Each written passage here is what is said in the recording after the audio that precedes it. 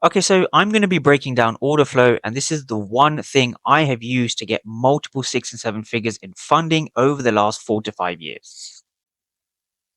Okay, so step one to this strategy is you're looking for a 15-minute fair value gap. This is my best time frame to trade, and I'm simply looking for the candle before the imbalance. So here we have an imbalance over here, and price now has reacted very, very nicely off this fair value gap.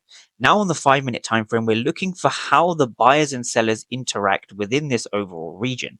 So when we go over to the footprint charts, what we can begin to dissect and understand is that we have a very, very large aggressive selling volume coming in over here.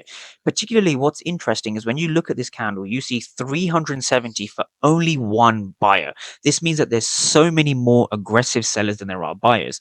We see the same thing over here, 174 for one, and then we also see a lot of aggressive selling over here. So the volume is very much situated towards aggressive selling.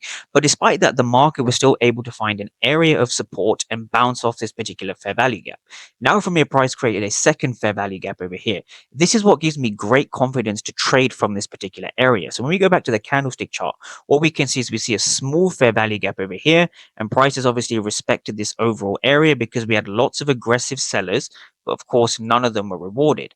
And now from here we take a long position from here with a stop loss just below these local wicks over here. And what gives us confirmation is the fact that we have a zero resting over here.